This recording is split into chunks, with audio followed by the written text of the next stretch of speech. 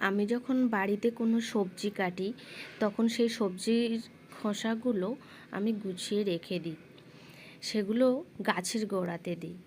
তো মাছের আঁশ বলুন, চিংড়ি মাছের যে মাথার দিকে গুলো থাকে সব কেটে এই যে গাছের গোড়াতে আমি দিয়ে দিই। আজকে আমাদের বাড়িতে নিয়ে এসেছে বড় বড় বাগদা চিংড়ি। তো আমি প্রথমে বাগদা চিংড়িটাকে সুন্দর করে কেটে ধুয়ে নিয়েছি। আর এদিকে আমি কেটে রেখেছি বেগুন, একটু বড় করে, মোটামুটি মিডিয়াম সাইজ। আর আলুগুলো ডুমো ডুমো করে কেটে নিয়েছি। চিংড়ি মাছটা ভাজবো বলে কড়াইতে তেল দিয়ে দিয়েছি, গরমও হয়ে গেছে।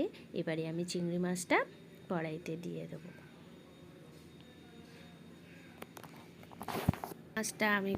চিংড়ি মাছটা আমি কড়াইতে দিয়ে ভেজে নিয়েছি। এই যে সুন্দর করে ভেজে তুলেও নিয়েছি। কড়াইতে তেল আছে এখনও। আমি এদিকে বাটিতে চিংড়ি মাছটা ভেজে তুলে নিয়েছি। এবারে আমি কড়াইতে যে তেলটা আছে ওই তেলের মধ্যে আলুটা, যেটা আমি কেটে রেখেছি বড় বড় করে, ওটা ভেজে নেব। তার জন্য আমি আলুগুলো এক এক করে সব কড়াইতে দিয়ে দিলাম। দিয়ে আস্তে আস্তে আমি আলুটাকে ভেজে নিয়েছি। এদিকে চিংড়ি মাছও ভাজা হয়ে গেছে আমার।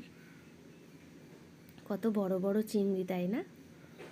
আমার বেশ ভালো লাগে এই বাগদা চিংড়ির যে কোনো রেসিপি করতে, খেতেও বেশ মজা পাই। তো এদিকে আমি আলুটা আস্তে আস্তে ভেজে নিচ্ছি। আলুটা ভাজাও হয়ে গেছে, আমি তুলে নিয়েছি। এবারে আমার কড়াইতে এখনও তেল আছে। এই তেলের মধ্যে আমি রসুন থেতো করে রেখেছি, সেই রসুনটা দিয়ে দেব। রসুনটা দিয়ে দিয়েছি। এবার ভালো করে নেড়ে চেড়ে নিয়েছি। ভালো করে নেড়ে চেড়ে এবার পেঁয়াজ কুচিগুলো দিয়ে দেবো।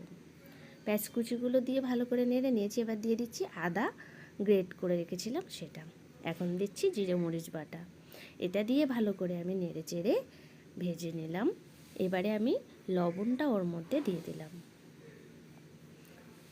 আর লবণটা দিয়ে ভালো করে ভেজে নিয়েছি। তার মধ্যে দিয়ে দেব আলুটা ভেজে রেখেছিলাম আর বেগুন কেটে রেখেছিলাম সেটা দিয়ে অল্প করে একটু নেড়ে চেড়ে নেব। এবার পরিমাণ মতো হলুদ দিয়ে দিলাম।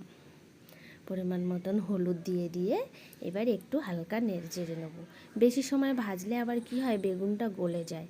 আর বেগুনটা গলে গেলে কি আর তরকারির সেই দেখতে কি আর অতটা ভালো লাগে? আর যদি দেখনাই না হয় তাহলে খাবো কি করে? খাওয়ার স্বাদটাও তো ঠিক আসে না।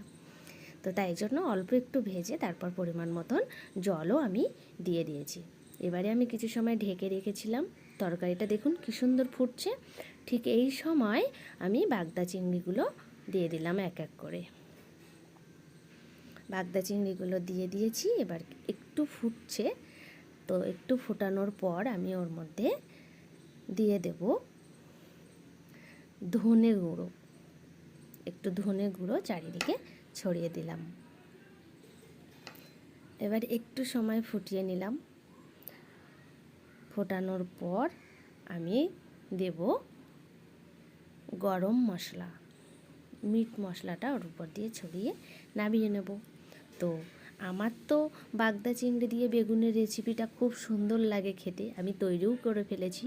তো আপনারা বাড়িতে কিন্তু করে খাবেন, ভুলবেন না।